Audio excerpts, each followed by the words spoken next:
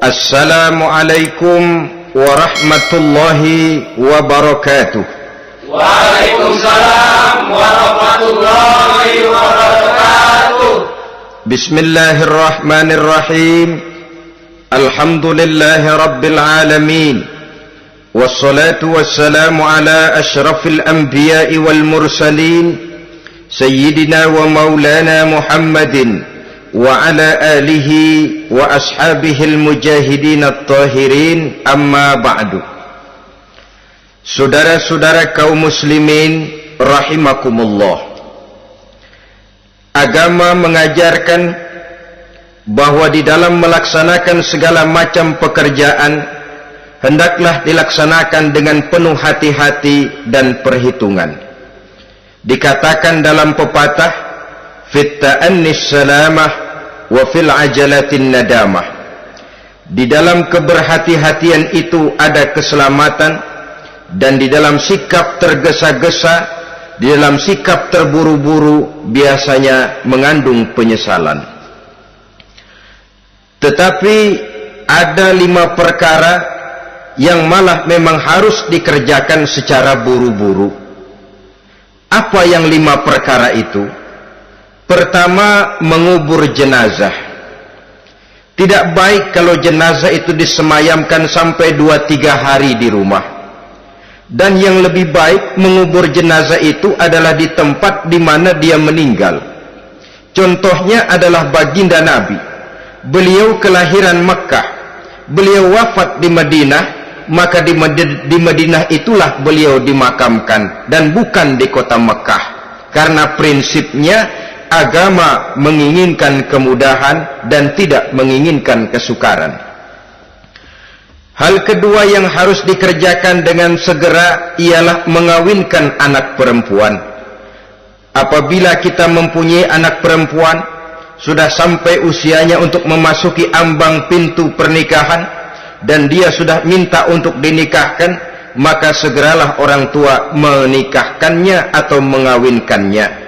Sebab biasanya anak perempuan, apalagi di zaman sekarang, kalau tidak segera dikawinkan oleh orang tuanya, dikhawatirkan dia akan kawin sendiri. Dan itu tentu akhirnya akan merepotkan kedua orang tuanya. Hal ketiga yang harus dikerjakan dengan segera dan buru-buru ialah membayar hutang. Apabila kita sudah berhutang kepada seseorang dan sudah ada uang untuk membayarnya, bersegeralah untuk membayar.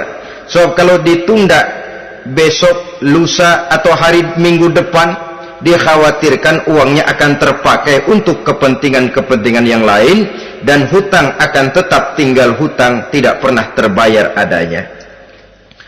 Hal keempat yang harus disegerakan ialah menghidangkan makanan untuk orang musafir yang kebetulan menjadi tamu di rumah kita.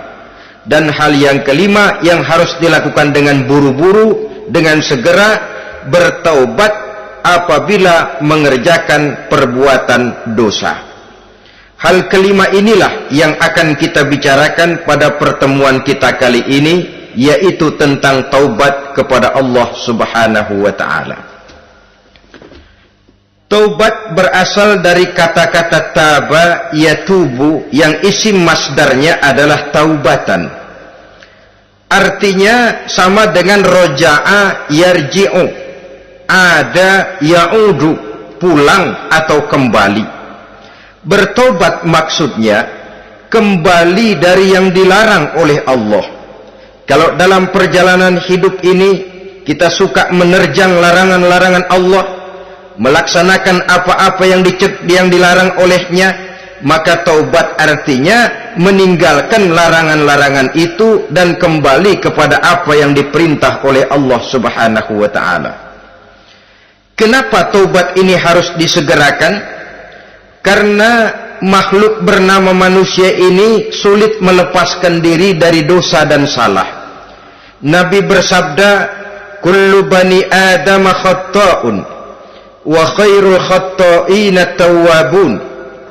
Setiap anak Adam, yakni setiap manusia, pasti mempunyai dosa dan kesalahan.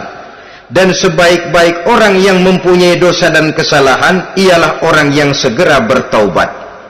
Dengan kata lain, orang yang baik sesungguhnya bukanlah orang yang tidak punya salah, karena tidak ada orangnya yang tidak punya salah. Tetapi orang yang baik adalah orang yang apabila melakukan kesalahan, dia segera sadar, dijadikannya kesalahan itu sebagai pelajaran untuk tidak diulanginya lagi pada masa-masa yang akan datang. Inilah yang digambarkan oleh Allah Subhanahu wa taala dalam surah Ali Imran ayat 135. Walladzina idza fa'alu fahishatan, dan orang-orang yang apabila mereka terjatuh ke dalam perbuatan dosa, au zalamu anfusahum, atau berbuat zalim kepada diri mereka sendiri, zakarullaha fastaghfaru li dzunubihim, mereka segera ingat kepada Allah dan memohon ampun terhadap dosa yang pernah mereka kerjakan.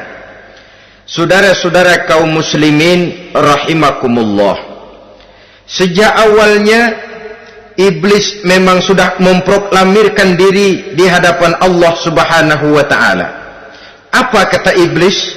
Ya Rabbi wa izzatika la azalu aghwi bani adama ma damat arwahuhum fi ajsadihim.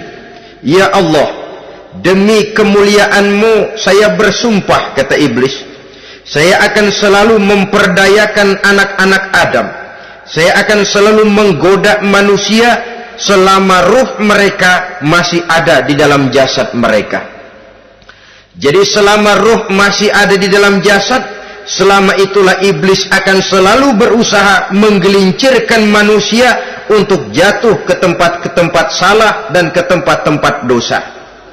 Tetapi kemudian Allah juga memberikan jaminan.